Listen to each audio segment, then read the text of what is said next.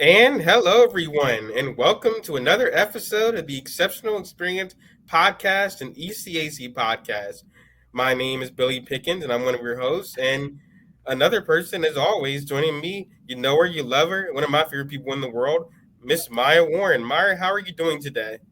I'm doing all right, Billy.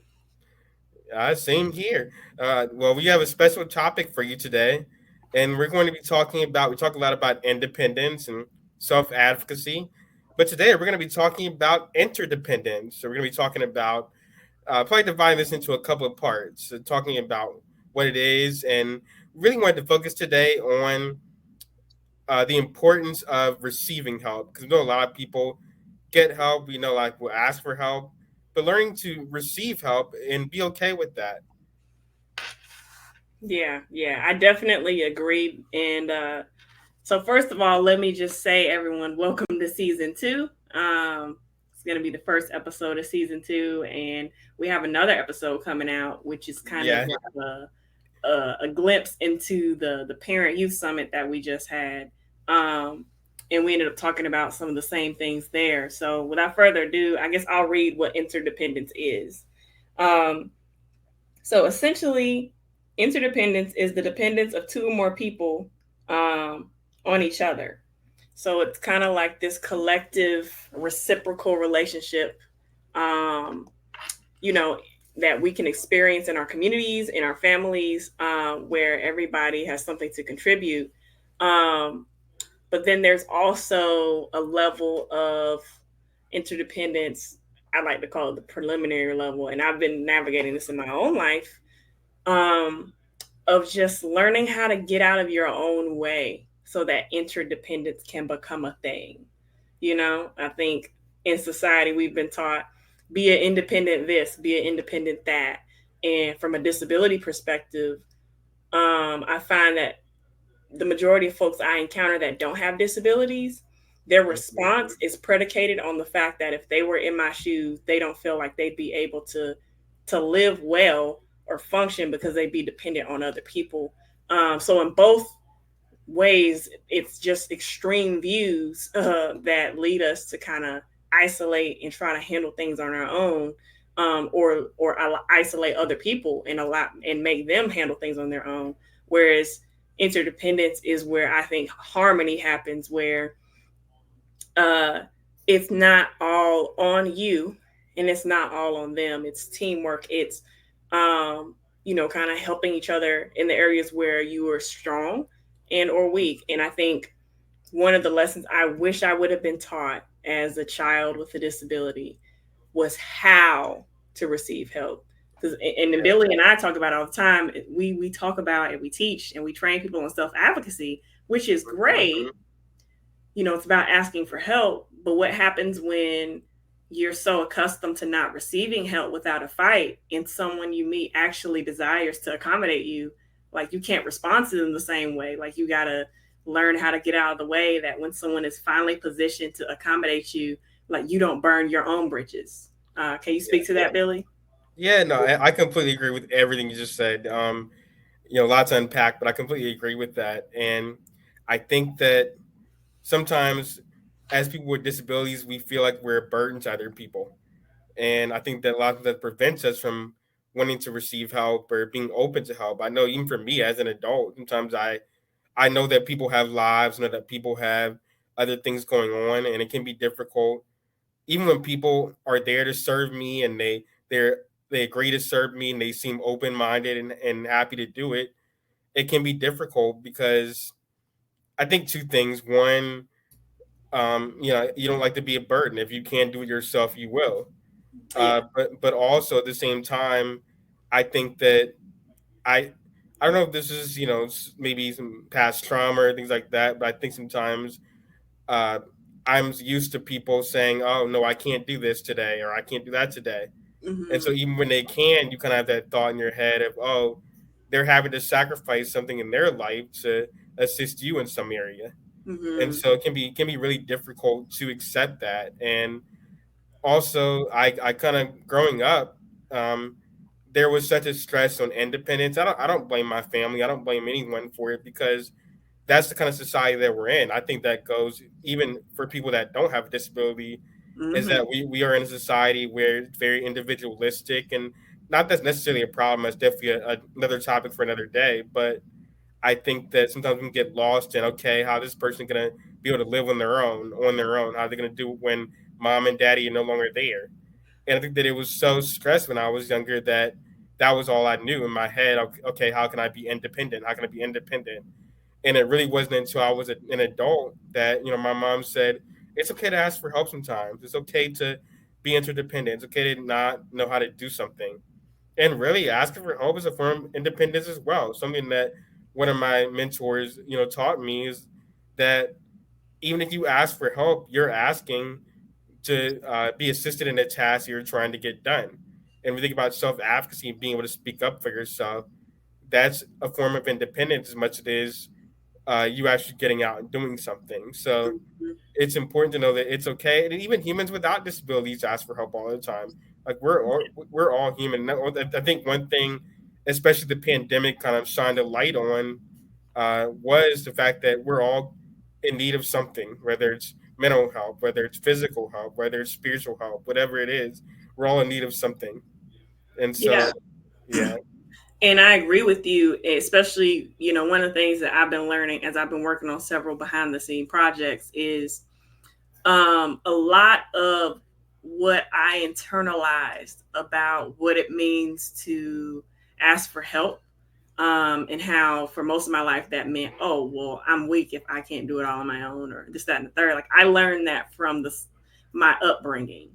And yeah, so I don't think we often realize the impact of the messages we receive, verbal or nonverbal, regardless of ability, regardless of who you are, like the impact that what we take in as children, how that yeah, informs a lot of how we think about things like interdependence and asking for help and being a burden as adults, and young adults and teenagers. And I think, as I'm continuing to unpack my own story, I'm also seeing how generations of folks not dealing with that head on, mm, has an impact on the younger generation. So like the sooner we can identify it and like choose a better way, like the better off we'll be, not just for parents of children with disabilities who are young, but parents of children with disabilities whose children are kind of on the older side of things. And as we're talking about independence, one of the things that I've reflected on leading up to today's episode is how um, asking for help has, you know, been kind of transformed for me. I, mm, now live with my family of choice who are my adoptive, family, so to speak. And that's been going on for a year and 8 months or so. And the interesting thing, though, is I didn't realize just how much I wasn't prepared to receive the help that I had always been advocating mm, for others until I began living with them. Because as an advocate, not that you're not that you're practicing something that you preach, but you kind of grow. Like so, while you're educating people and leading people, you're also growing yourself yeah, at the same time. And so I remember, like one of the areas where I really struggled was when I started developing a complication from one of my chronic illnesses, basically cervical radiculopathy. And now it's a problem that continues to go on. And at one mm, point, my arm was in a sling, couldn't tie my shoes, all of this. And this was just as fresh as last year.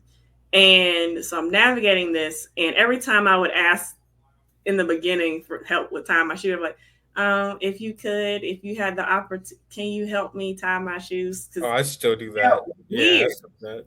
It Yeah, felt weird to ask for something that I had been able to do for the majority of my life, but having a complication because of a disability I couldn't control made me feel out of control, and it made me feel weak for asking for something so basic.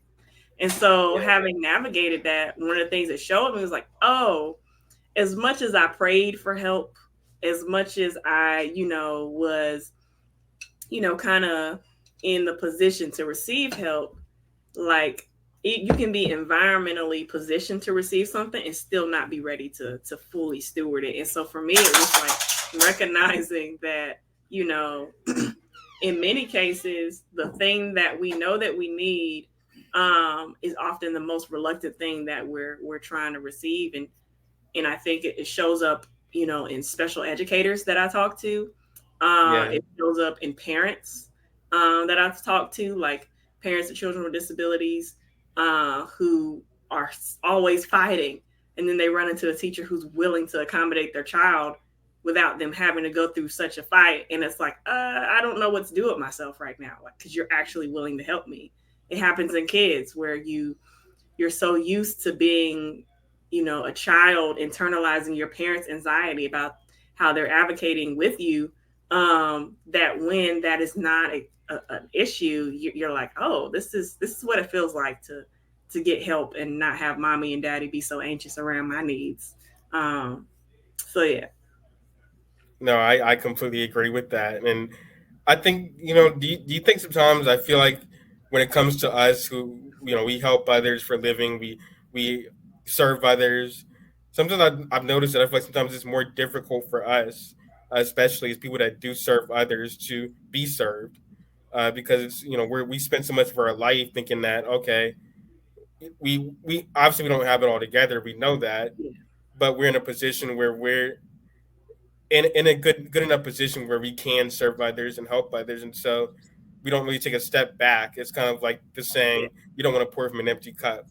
yeah. And And I agree with you, yeah, because one thing I've had to learn is I was raised that serving others, like not from a healthy place, but serving others because I felt unworthy, so much so that I was served to the point of burnout. That was deemed as noble, whereas like setting boundaries and serving in a healthy capacity, like where I'm genuinely able to give, but then also at the same time I'm making sure that I'm being intentional about my physical, mental, and emotional well-being, because they go in yeah, hand in hand. Like that was deemed selfish.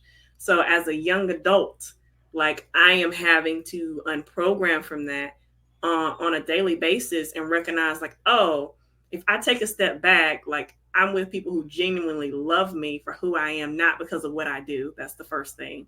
And I am not what I do. And yes, so from that perspective, and unpacking trauma and unpacking a lot of some of the emotional baggage that we carry even as young as teenagers, like being able to look at it from that perspective is what's helped me to like, am I serving because I feel unworthy and I feel like I'm not deserving of rest, so I want to burn myself out to not deal with some of the trauma or the things that's really bothering me in this moment? Or am I serving mhm. because I see a genuine need and I have the ability to play a role in meeting that need? And that's just what I've been learning, especially as it relates to interdependence.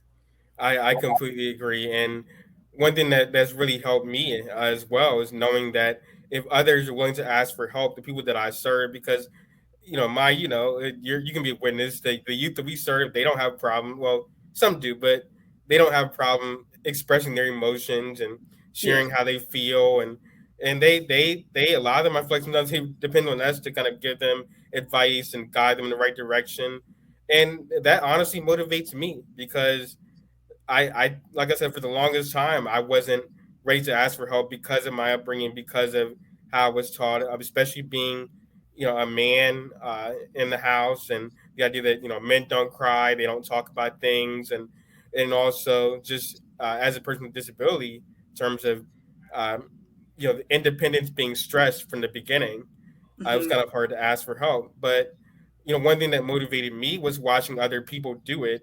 I'll never forget. I watched. I'm not sure if you're familiar with Donald Glover, the actor, Hmm. but he was doing an SNL skit, and he redid. It was the Migos song at the time. He turned it into a song about therapy, and that was, I believe it or not, that little skit that he did was what motivated me. Like, oh, therapy's cool. I can go to therapy. Hmm. And I knew that I had struggles. I knew that I had struggles with anxiety and depression and whatnot.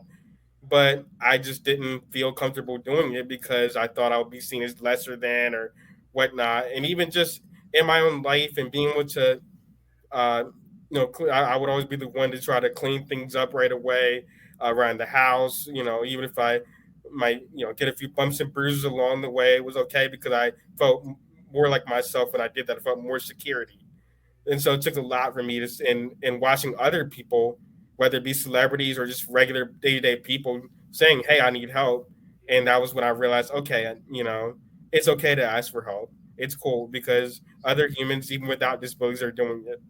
Yeah. And I think, you mentioned like seeing someone else who had maybe a bigger platform ask for help is what moved for you. And I think, regardless of the size of our platform or level of influence, because we all are leaders, because we all have some sort of influence. Absolutely. And one of the things that I've noticed is a lot of our hesitancy in asking for help is because we don't want to be seen a certain way by others. For a lot of us, we don't want to seen Yeah. as being vulnerable or maybe incapable of performing a task, or we don't want to seem like we can't handle our job description. Um, and unfortunately, a lot of that is indicative of how we have structured like the workplace, how we have structured school. Like education is Hmm. a one size fits all formula, and if you don't fit into that formula, you're deemed as a problem student, you're deemed as unteachable, you're deemed as a complicated order, as if you were fast food. Like, and it's all because of this system that was designed during, America's most industrial period of growth. Like, we no longer have that formula. America has changed. Most, countries, that are leading in the sense, technological sense, have changed in the way that they're structured. There's not a lot of agricultural emphasis, and a lot of times, what we're seeing now is farmers and agricultural workers are being paid to not grow as much. So a lot of Hmm. things have shifted, but we're still in this structure of, you know, almost 8 hours sitting in a desk, and we get upset when kids, regardless of ability level, can't stand that. When adults who are remote working are like handling multiple jobs in a dishonest capacity while also taking multiple lunches, and we expect kids to have the same level of focus. And Yeah. so like a lot of it comes from that, because we're taught if you don't fit this, then you either are silent about it, you make waves, and if you make waves, you need to be calmed down. Like, and then you throw in disability to a system that already isn't effective for, typical students. So there's just so many areas. And then you think about the workplace, like if I Hmm. complete a tag, like you might give me job description, and those outcomes need to be achieved. But what if Yeah. I have a creative and effective and efficient way to achieve those outcomes? Is there space for that? And a lot of the way that we approach asking for help to complete a project, to complete a task, comes from like our formative years in school, like where we shut down by a teacher when we Yeah. ask. Because I remember, I don't know if this ever happened to you, but I've had a teacher Mhm. be like, raise your hand if you have a question. And then you raise your hand if you have a question, and you get snapped at. Like, you internalize that as a kid. And not all teachers do that, but the few that do, that still has an impact. We all have this negativity bias where we internalize the most negative experiences of our life around education, physical activity, or what have you. No, you really speak to something that I've really been thinking a lot about, and that's societal norms and Yeah. what is considered normal, what is considered right in society. And the more I think about it, I don't want to get too much into some of it could be controversial, but the more I really think about it, it's like, what is normal society anymore? In terms, I think that there's so much can be so much structure within our school systems, within our workplaces, and you're right, we don't really take into account. Don't get me started on the SSI Medicaid process, things like that. We don't really take into account much people's individual lives, um, in terms of what what do they have to offer to society, and I think people feel less important because of that. And speaking to what you spoke to, that can definitely affect how someone chooses to ask for help, and if someone chooses to ask for help at all, because they may feel like, oh, I'll just be shot down. I mean, that's why my mom was always wanted me to speak to politicians and go on these marches and things like that, and I've always said no, not because I'm not interested, not Hmm. because I don't, but I, I'm just one person. And Yeah. sure, I'm going to speak out and I'm going to share my experience and whatnot. But when you've been denied so many times, when you do speak out, it's kind of hard to even want to anymore. Yeah. So it can be really frustrating. And so I think that really uh, definitely sparked that in me that I can go on for 2 hours about that, but that's a whole other conversation in itself. But it's just a lot how, and I'm thankful that my generation, our generation, seems, generally speaking, seems to want to break that down more, seems to want to move away from just a traditional day to day. And I'm all for people becoming influencers. And I mean, I definitely believe there's a place for a 9 to 5 Hmm. and it's that kind of structure. But I'm also for people saying, hey, I want to do something different. I want to paint for a living. I want to be a YouTuber. I want to be a TikToker. I want to do something that, fits me more and that I can feel like I'm free to be able to be myself in that space. I think Yeah. that's what our generation speaks to and that what they want more. It's not that people don't want to work. Hmm. They want to be feel free and be more open to work on their terms and feel like they can be accepted in the space they're in for who they are and not have to adhere to some formula of what society has kind of presented to us over the years. Yeah. And to your point, I think there's room for both, like people who are entrepreneurs, so who work within the structure of an organization that's already been built. Yeah, Um, because they have entrepreneurial skills that can benefit that environment and that add to the culture and the longevity of that space, as well as entrepreneurs, who start things, build things, and in some cases hand them off to another individual who continues to build on that foundation. But like, and then you have, one of the things I'm trying to be intentional about is not creating them this us versus them, because to your point, I think while our generation is unpacking a lot of things, I think there is a lot of value in intergenerational like I mentorship. can absolutely. Yeah, Like, and I'm seeing a lot of support and corroboration from older generations, like millennials, which I'm somewhat a millennial, born on the I'm cusp. on the cusp. Yeah, Yeah. But like millennials, Gen X, baby boomers, like I'm seeing more corroboration as people are starting to realize, like, well, maybe we need to do something different. And I think that can happen at any stage of life.